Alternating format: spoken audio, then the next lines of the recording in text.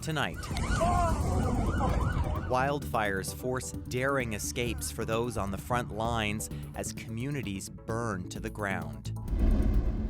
We hear from fire evacuees who worry about what's happening back at home. And the Regina Farmers Market celebrates 50 years. This is CBC Saskatchewan News.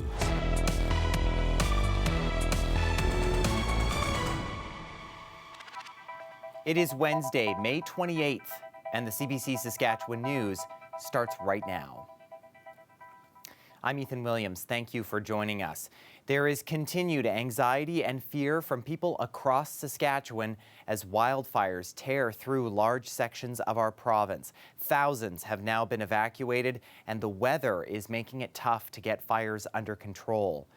As of Wednesday afternoon, there were 17 fires burning province-wide, half of them not contained. A major fire of concern continues to be the Shoe Fire, now over 200,000 hectares in size. That's over twice the size of the city of Calgary. A blaze near Pelican Narrows has caused evacuations and is threatening a power station north of the community. And a fire that started in Creighton has jumped the Manitoba border near the neighboring town of Flin Flon as thousands there begin evacuating. Alexander Silberman has the latest on that and the fire situation across the prairies. More than 4,000 people have been forced to evacuate their homes in northern Saskatchewan as aggressive wildfires continue to spread. The province is battling 17 active fires, including 10 that are burning out of control, threatening homes, businesses, and highways.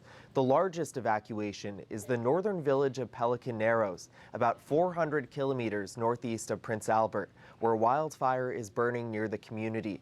Fire crews are also dealing with two fires that have merged into one, now known as the Shoe Fire. It's the largest fire in the province, at more than 200,000 hectares in size.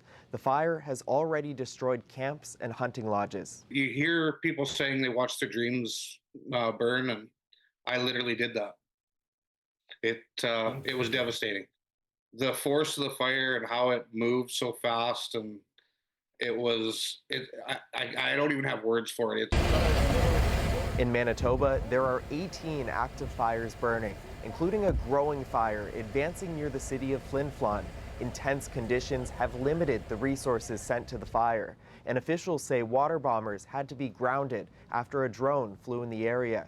I know there's a lot of worry in the community, like, are we going to be fighting for our lives, trying to get out of the town, get away from this fire? Further north in Lynn Lake, about 600 people have been under an evacuation order since yesterday. In Alberta, firefighters are working to contain 20 out-of-control fires. An area of significant concern is Swan Hills, 220 kilometers northwest of Edmonton, where 1,300 people are under an evacuation order. And there are fears that hot, dry, and windy conditions could make fires on the prairies worse in the coming days. Alexander Silberman, CBC News, Regina. And as mentioned, Flin Flon is now being evacuated as the fire there gets closer to homes and businesses. As you heard from Alexander, firefighting efforts to contain that blaze were halted due to a drone flying nearby that drew sharp criticism from Manitoba Premier Wab Kinew. No drones. Like, getting some views on YouTube is not worth it. You got a community of thousands of people who's on the verge of evacuation, and one of the reasons is because we couldn't fly water bombers in the area. And, you know, putting your drone up there and getting a video that you can share is simply not worth it. You have to put the good of the community ahead of your own interests right now. You should probably do so at all times, but especially right now when we're dealing with an emergency situation in many parts of the province. We want to underline the severity of the situation. This is a very, very important time as we look at Flin Flon, a well-known community and a very large community, potentially looking at an evacuation at the same time that many other communities are already there. In typical fire seasons, you would have one region having a challenge at a given time. It would be the east, it would be the north, it would be the west. This year, it's all the regions at the same time. So what can you do if you're just the average person out there? Well, we want you to observe all the fire bans, for sure. If you're in an area threatened by wildfire and an evacuation order does come, we're asking for you to obey that and to cooperate. And that same fire caused some dramatic moments for firefighters on the ground. Crews had to make a hasty escape as the fire got dangerously close to them. Here's what they saw.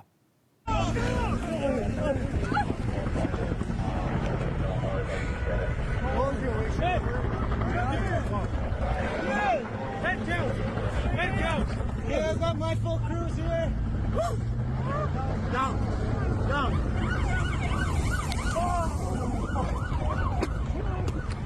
Yeah, we should have hurried up. Hey, count your boys. All my crews here. We're all here.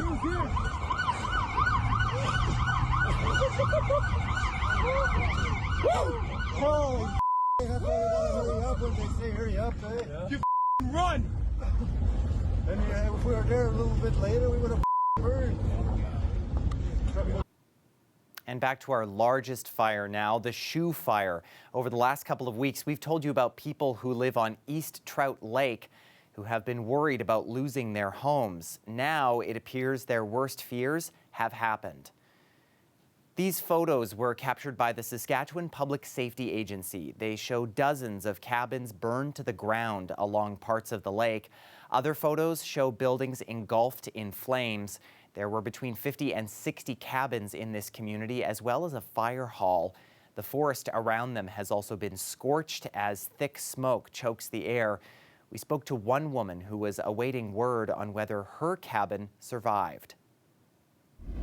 We got some footage last night via some security cameras of the resort right next to us, and it appeared to be really close to the fire. Like you could see the flames from the camera, and then after about, I don't know, I think it was about 3 o'clock or so, the the cameras just stopped, and they're saying that most of the town site of 60 cabins,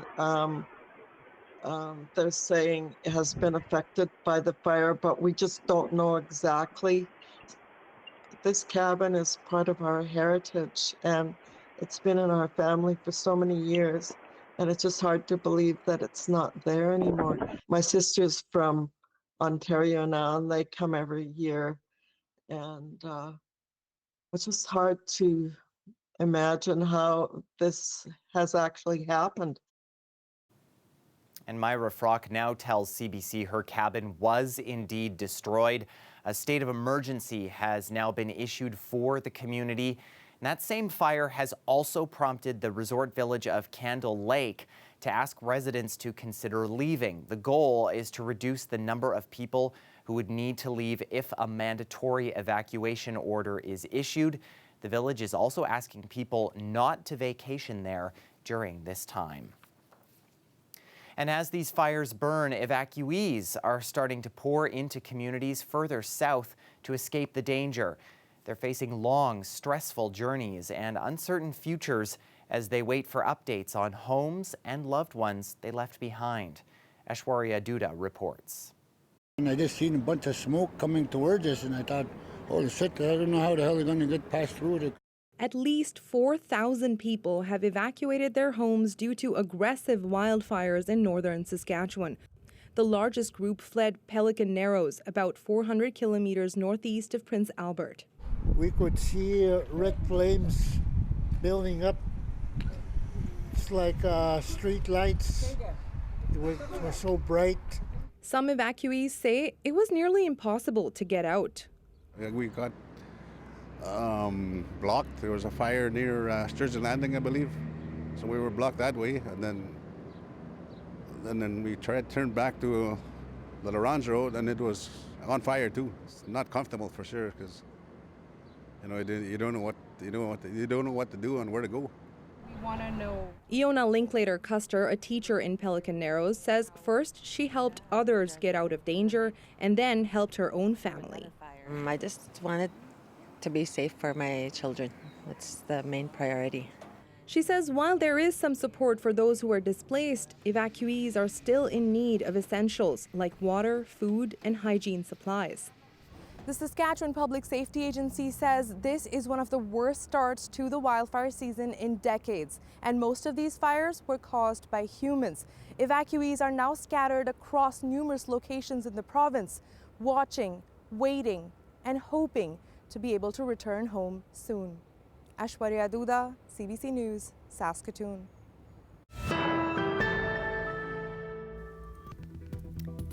Well, a look at this is Saskatoon now, a little ways from where the worst of the activity is happening, but a city that could see some smoke from those fires in the coming days. And of course, those bright blue skies that you see there and the hot temperatures not helping with things either. Weather specialist Helena Mahalik will have her forecast, and we will have the rest of the day's news after the break. Stay with us.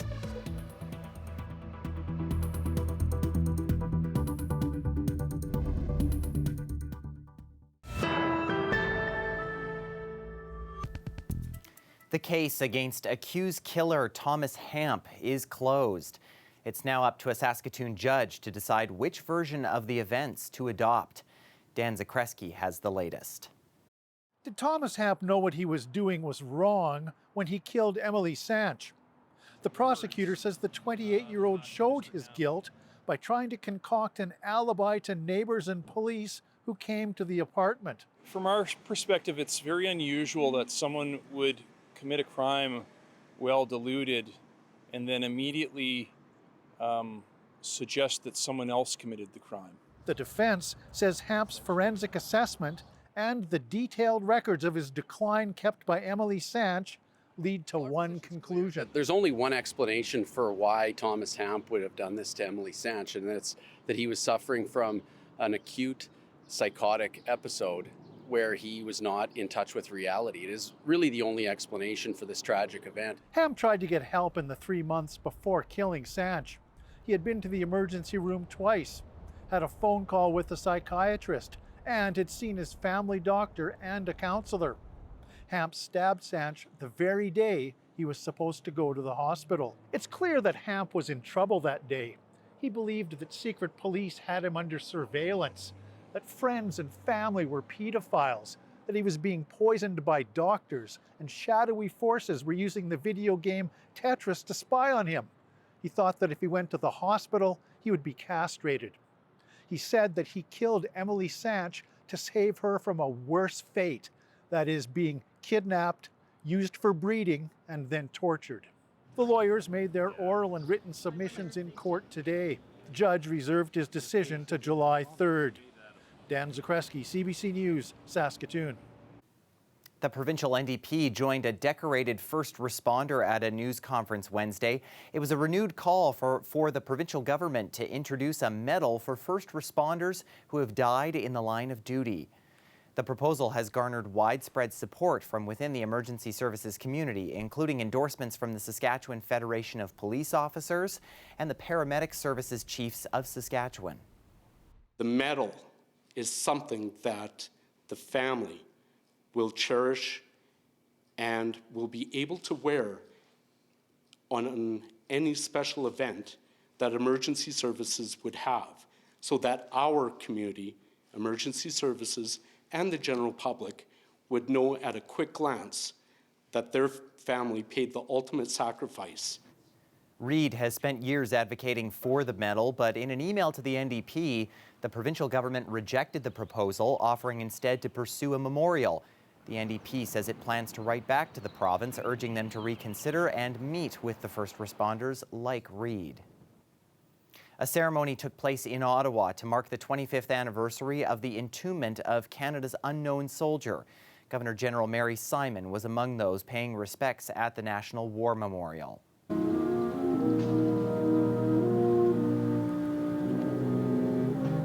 It's been a quarter of a century since the casket of an unidentified Canadian combatant was laid to rest there.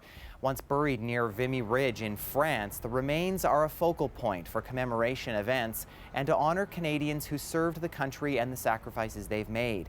King Charles also laid a wreath at the tomb Tuesday before wrapping up a two-day visit to Canada. Talks between Canada Post and the union representing its workers have resumed, and the corporation says it's putting forward what it calls its final offer. The Crown Corporation says the final offers are designed to push negotiations forward and return stability to Canada Post. The Canadian Union of Postal Workers says it has returned to the table to address the key issues both parties have brought forward during this round of negotiations. 55,000 postal workers have been in a legal strike position since last Friday, but opted instead for a ban on overtime. Meanwhile, Canada Post faces huge questions about its business model as letter volumes plunge and losses top $4 billion since 2018.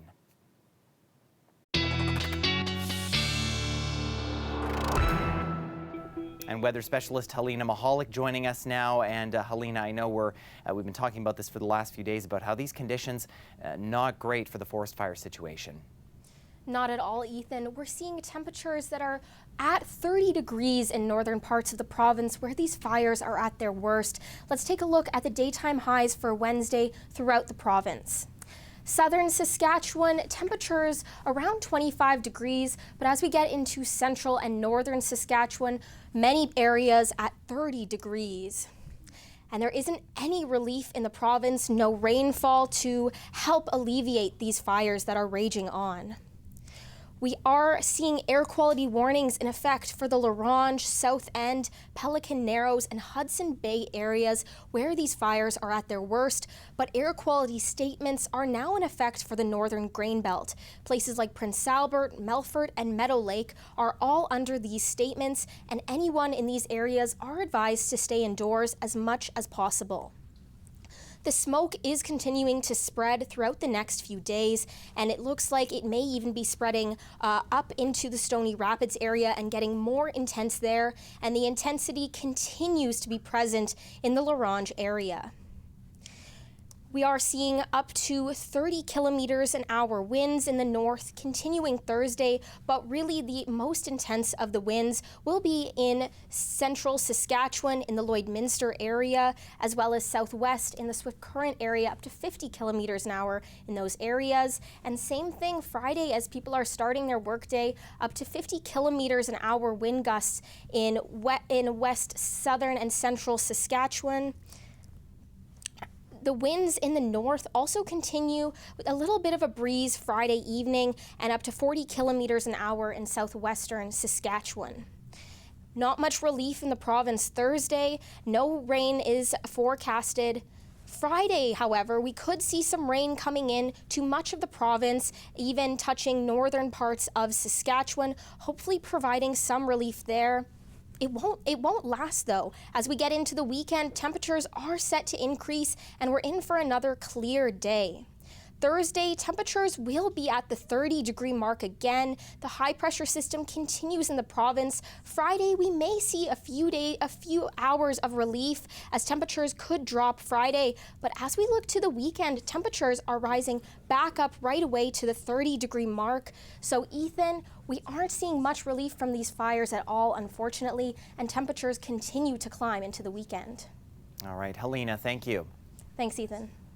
Well, the Saskatchewan Roughriders continue to ramp up toward the start of the regular season, and when they kick off, it will mark year 2 in the green and white for running back A.J. Ouellette. The former 2-time East Division All-Star was one of the team's biggest free agent splashes a year ago, and after an up-and-down first season, Ouellette says the continuity of the offense this year is a reason to be excited. Oh, it's great. Now we're not really, learning the plays. Now, Andrew in here, we're watching how each lineman blocks because everybody's a little bit different. Like they're going to either sink their hips in, they're going to pull their hips out, so we know where we can hit this landmark so we're not bouncing off of them, bouncing off defenders and stuff like that. So instead of us learning plays, we're learning how our guys are moving now. You can get your first live look of the 2025 Riders as they host the Winnipeg Blue Bombers on Friday night at Mosaic Stadium with kickoff at 7 p.m.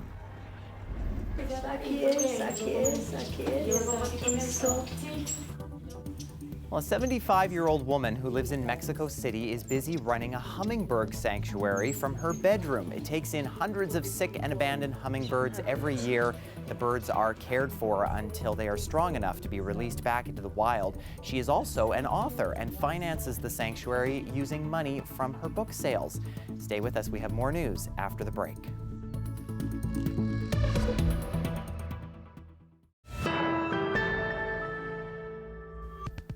Welcome back. It started with just a few tables and a handful of vendors back in 1975, but now the Regina Farmers Market is celebrating 50 years. Things like a market are very important for the community in that we activate this space, that we're here bringing people to connect with each other.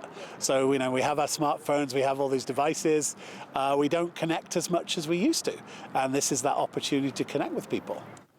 The market has now grown into a community institution running every Wednesday and Saturday. Longtime vendor Lori Kitch says she has fond memories from 30 years of the morning markets in the Queen City. As you can see, we bring a lot of people.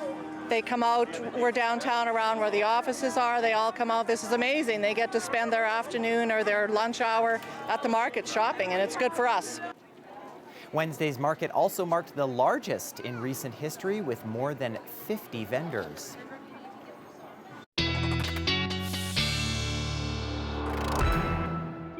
And Helena, they had some gorgeous weather for Wednesday's market out there.